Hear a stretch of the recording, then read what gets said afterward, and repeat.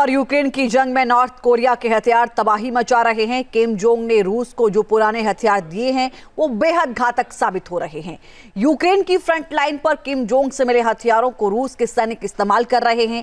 ये पुराने मोर्टार और तोपें पहली बार जंग के मैदान में अपनी ताकत दिखा रही हैं। ये रिपोर्ट देखिए।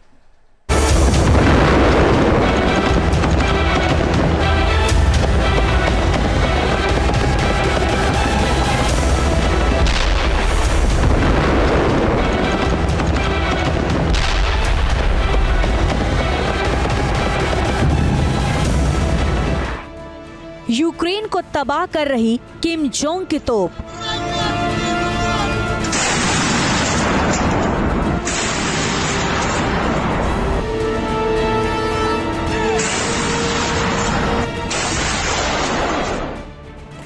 नॉर्थ कोरिया के बमों ने मचाया हाहाकार।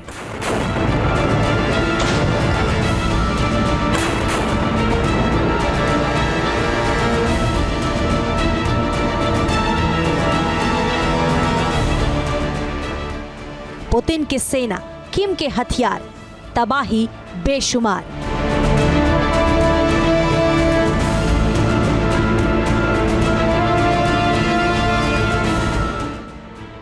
किम जोंग के हथियार गरज रहे हैं, यूक्रेन में बारूद की बारिश कर रहे हैं।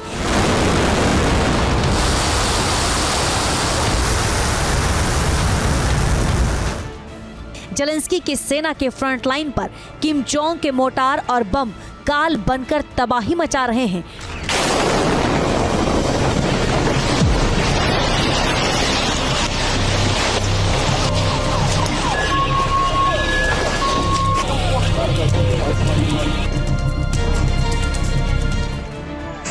खार्किव के लिए लॉन्च हुए रूस के ऑफेंसिव मिशन में नॉर्थ कोरिया की तोपें गरज रही हैं। भीषण वार से यूक्रेनी सैनिकों को ढेर कर रही है।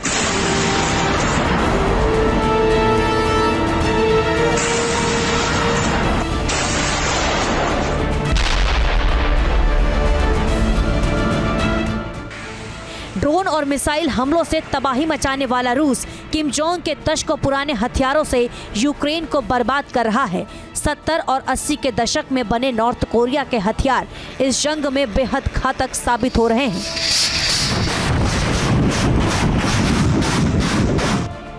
जब जंग एक दूसरे के देश के अंदर लंबी दूरी के मॉडर्न हथियारों से बम बरसाने वाली हो रही हो, उस वक्त में पुराने हथियार कितने कारगर हैं ये भी आपको बताएंगे।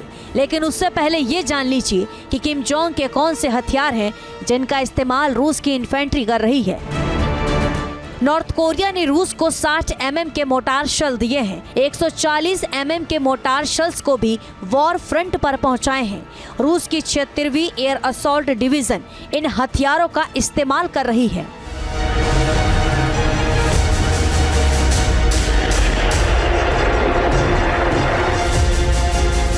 किम जोंग के देश में ये मोर्टार 1981 में बनाया गया था और इन हथियारों का इस्तेमाल पहली बार जंग के मैदान में हो रहा है। रूस की 76वीं असॉल्ट डिवीजन के साथ ही नॉर्थ कोरिया के सैनिक भी अटैच है। ये वही डिवीजन है जिसके सैनिकों को खार्किव पर हमले की जिम्मेदारी दी गई है। खार्किव से करीब 70 किलोमीटर दूर रूस की इन्फेंट्री मौजूद है और यूक्रेनी फ्रंट लाइन पर भीषण बमबारी कर रही है।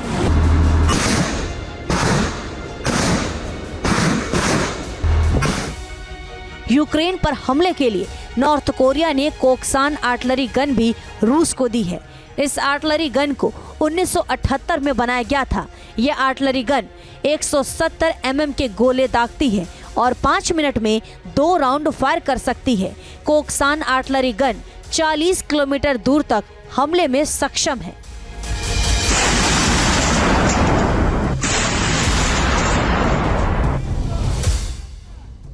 अब ये भी जान लीजिए कि ये बेहद पुराने हो चुके हथियार रूस के कितने काम आ रहे हैं। दरअसल रूस की इन्फेंट्री को इस जंग में भारी नुकसान हो चुका है। उसकी तोपें और टैंक ध्वस्त हुए हैं।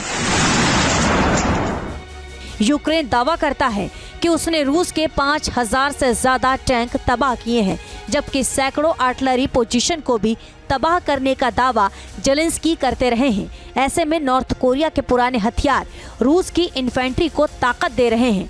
इन हथियारों के तबाह होने से भी रूस को कोई खास फर्क नहीं पड़ता, इसलिए मोर्चे पर ये हथियार भेजे गए हैं। यूक्रेन ने रशिया में पिछले करीब 3.5 साल से चल रहे युद्ध में पहली बार उनके इस्कंदर मिसाइल लॉन्चर 3 थे वहाँ पे, जिनमें से 1 को डेटोनेट कर दिया और 2 को डैमेज कर दिया, और जो ट्रूप जनरली उनसे दूर रहते हैं शायद उनको भी नुकसान पहुँचा।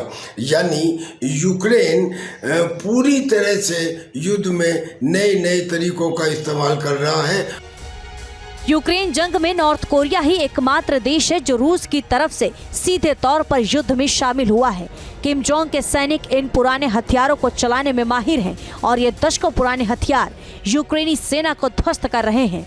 पुतिन के आधुनिक और किम के पुराने हथियारों से लैस रूस की सेना यूक्रेन में लगातार आगे बढ़ रही है। Team news nation.